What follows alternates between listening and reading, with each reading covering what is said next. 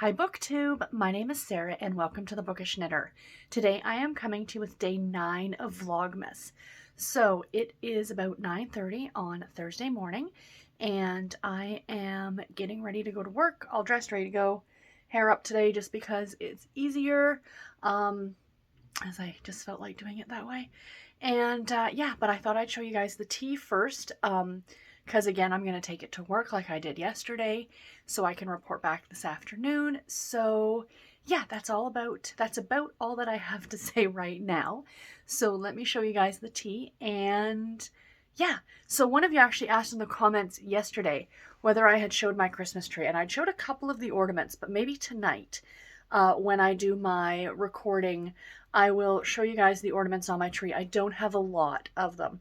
The tree is actually very sadly bare, but I love all the ones that I do have. Does that make sense? So like, less is more. And it's funny because they're all kind of generalized on the other side, like where you would see them like in a video. So strategically placed, I think, is the word we're going for. So I will do that this afternoon. But yeah, so let me show you guys today's tea. So here we go, friends, and guess what? There will be a book review tonight. I finished this last night. So happy about that. So on to the Advent calendar. So let me open this up. Maybe I should have had this done already. Okay, so there we go. And if I remember correctly, number 9 is how boringly right beside number 8. Okay, I have a question before I get into this. I was watching somebody else's vlog and Vlogmas, and they had this calendar as well. I didn't hear them say if it was this year's or last year's or maybe, you know what I mean? But they had different teas than I had. So for any of you out there who have this calendar as well, are you getting the teas the same day that I am? Like, are we all getting the same tea on the same day? Or are all the calendars different? I'm curious to find out because I'd figure that they'd put them all the same depending on the day. Does that make sense? So do let me know in the comments below if you guys got one of these, because I would love to know that. So what do we have for day number 9? Let's see what we have here.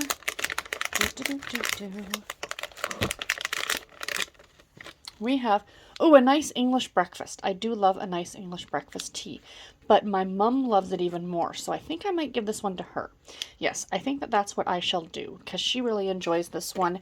I mean, I like it. It's generally just pretty much an orange pekoe type tea, which I don't mind, but I know she really likes them, so I think she will be getting this one. But yeah, so that is it. I will check back in with you guys tonight. Hi guys. Okay, so it is later in the day and I am here, of course, with my update. So let's get into the books first, and then I will talk about the Advent or the crafty stuff, whatever. So first of all, as I hinted about just a little bit earlier in another clip, I got this done yesterday, you guys. Yay! So Christmas on Peachtree Lane by Jules Bennett. I finished this last night. I gave it 4 stars. I really enjoyed, no, I gave it 4.5 stars, excuse me. I really enjoyed it. I thought that this was super, super cute. So I've talked about this book over the last few vlogs, but essentially this is the story of Violet and I always forget his name, Brady. So it takes place in Georgia, and she runs kind of like this Christmas store, and she is in charge of this thing called the Tinsel Tours, where around Christmas time they decorate all these old grand homes up for Christmas, and then people pay a fee and they can walk around and go see all these homes all decorated up for the holidays. And the money goes towards, in this case for this year, it's to build a children's playground. So Brady, I don't know why I'm drawing a blank on his name. Brady, he just got, his grandfather passed away earlier in the year, and he was willed his estate, his house, this big, estate. So he wants to he's from Atlanta, he's a divorce attorney, and he just wants to come back to Peach Grove, sell the house, and be gone. But he's actually on a slight sabbatical from work because he had an incident with a client. I won't get into it. I'll let you guys read the book. And, of course, there's a romance there. This is a Hallmark movie. This is 100% a Hallmark movie with spice. So there is some spice in this book. Not as much as I'm familiar with Jules Bennett. I think she actually toned it down a little bit for this one.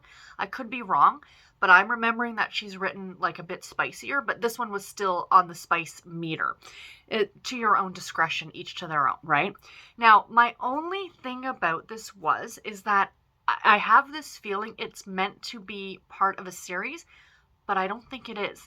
Because you're introduced quite a bit to Violet's two friends, Simone and is it Robin? And I just kept thinking as I'm reading this book, like they're introducing some of these other characters. I'm like, there's going to be a second book in this series, but I haven't seen anything. And I would have loved that, like a trilogy about these three friends that takes place in this town. So I don't know. I don't know what happened. I don't know. Maybe she decided not to write them.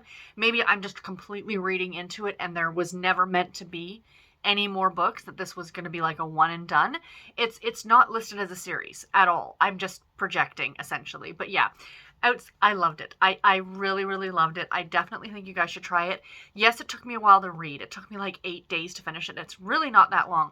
That's not the book. That was on me. I think I've been in a bit of a reading slump, which I'm slowly starting to come out of now, I think.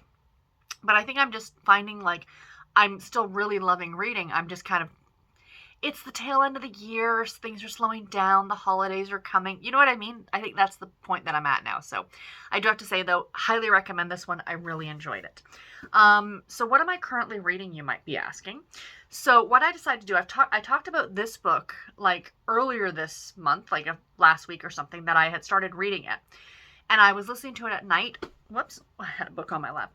Well, I was kind of doing my coloring app, but I've now decided I'm just going to pick this up and read it because I have not touched it in like a week.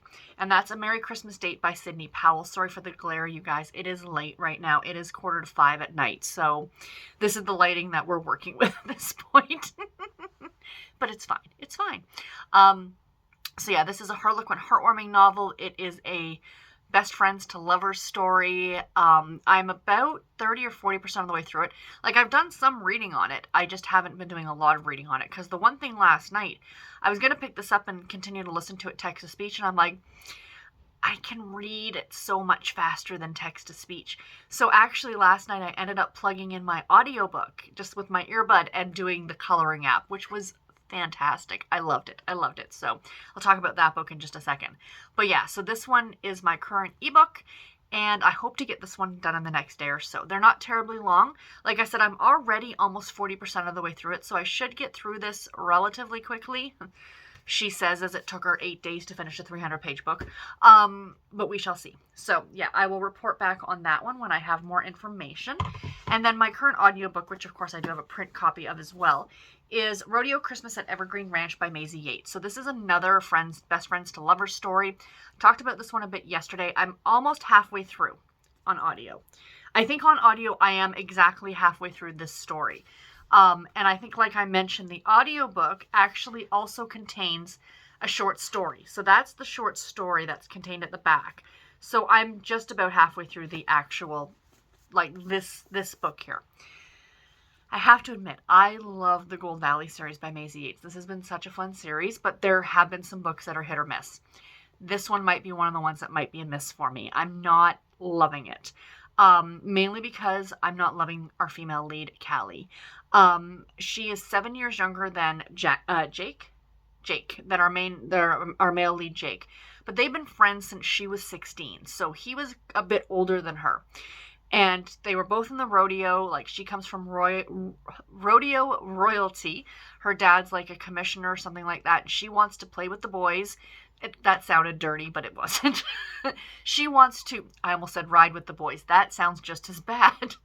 She wants to be just like the guys. She wants to do the bull riding and all those things. And she thinks just because she's a woman, hey, 100%. Women can do exactly the same things that men can do. However, that's not the way, especially in something like rodeo. There are definitely women's events and men's events, if you will. But the thing that's bothering me about Callie isn't that. I'm like, go for it, girlfriend. Like, I totally agree. You can do whatever you want to do. She, like I said, is 7 years younger than Jake. And I want to say he's in his early 30s. So she's probably in her very early 20s. She's not very mature. I'm sorry. she's a spitfire, which is great, but I'm just finding like her maturity level is showing. And it's almost like, yes, I am 100% behind you. I absolutely think that you can do exactly what the men can do. But the fact of the matter is that I feel like she's throwing a temper tantrum. Do you know what I'm saying? Like, I don't know. I don't know how else to explain it. The other thing is, too, is this has a trope in it that I'm really not a fan of. Whereas it's the whole virgin trope, like she's a virgin and she's just young and she's immature. And I don't know. I've never been a big fan of that personally. And I know because this is a Maisie Yates book, it's going to get spicy. So, yeah, we shall see. But right now, I have to admit that this one might not be one of my favorites. But it could change. I'm only halfway through. That could change. I will report back when I get some more of this listened to and let you guys know my thoughts on it then. So last thing for the books, as I've been doing, you guys over the first few days of these vlogs gave me numbers. I've been picking random books off my category romance shelves, and I am pulling these books, putting them to the side, and then next year, in 2022, one of my projects is going to be to read two of these books every month from this stack of 24 that I'm going to have at the end of Advent. So today's book was picked, actually, hold on. Let's go to the clip. Hi, friends. All right, let's pick today's book. So these numbers come from Ambicraft Reads, so thank you so much for picking numbers. So she gave number 2, bookshelf number 1, bookshelf number 2, shelf number 2. So yesterday was shelf 1, now we're on shelf 2, and book number 37. So let's go ahead and start counting. 35, 36, 37. Ooh, we have a Intimate Moments, which would now be known as the romantic suspense line from Harlequin. So we have The Right Side of the Law by Wendy Rossino. All right, let's sit down and I'll share this book with you guys. Okay, so there. I felt very official. Let's go to the clip and just have a look.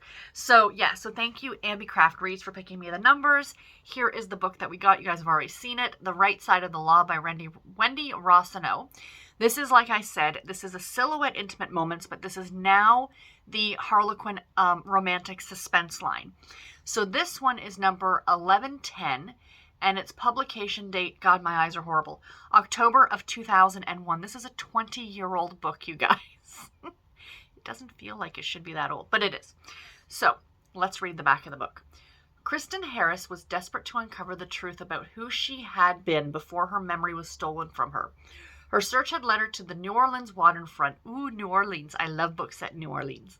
And the most compelling and perhaps the most dangerous man she could have ever imagined. Blue Dufresne, B-L-U, that's his first name, seemed to know every dark and deadly secret from the French Quarter to the Louisiana Bayou country, and every way to stir a woman's deepest desires.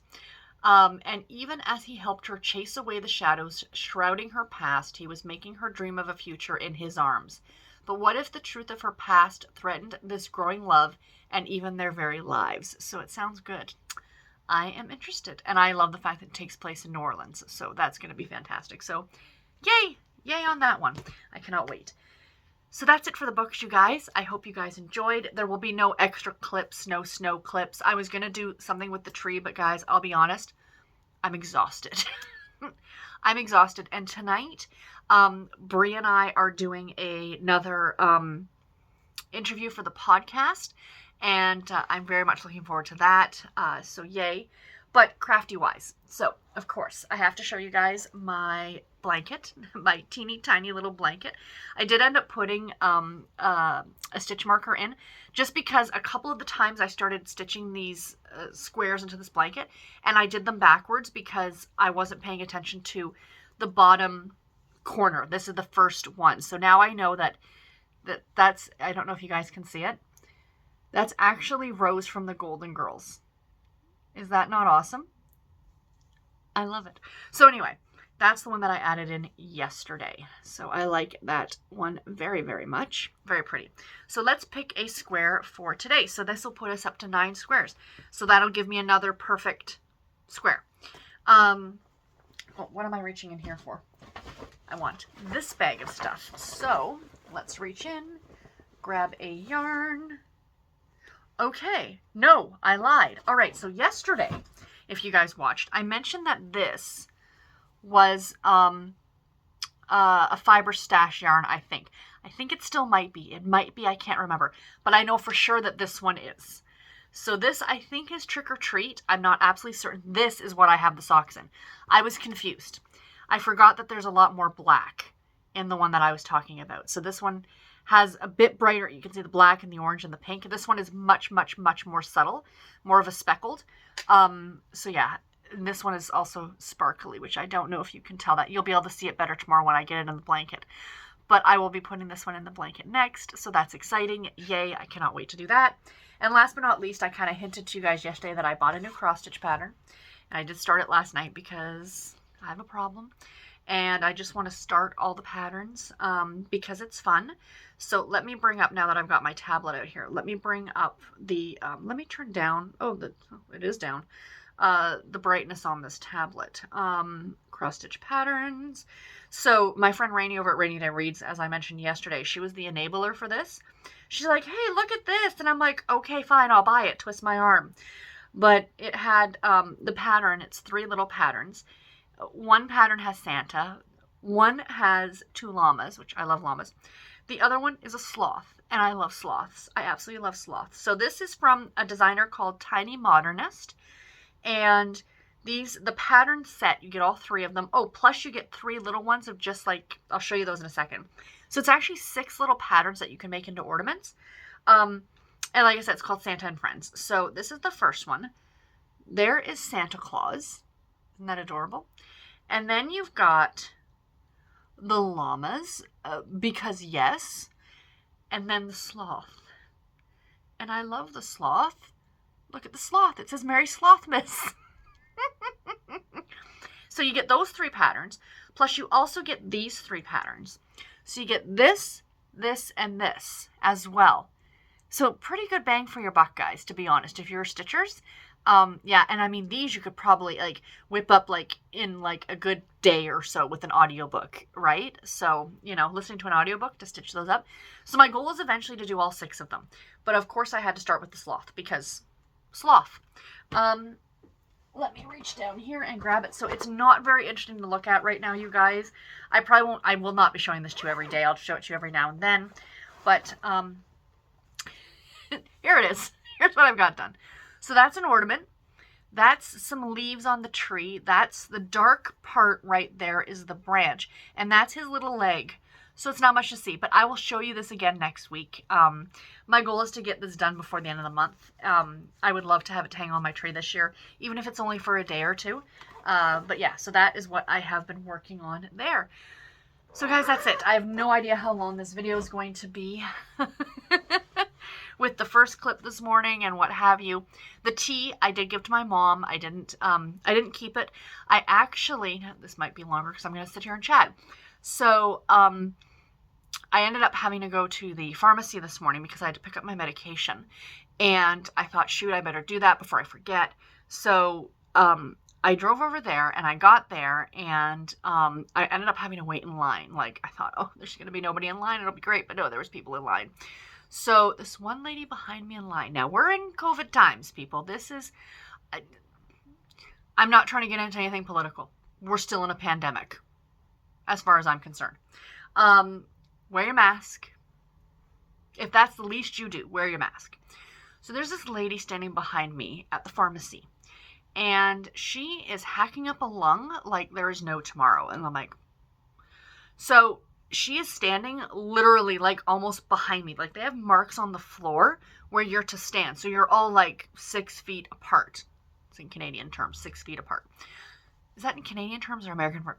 So whatever, you're standing apart from each other. She's not standing on her little circle. She's like between the circles.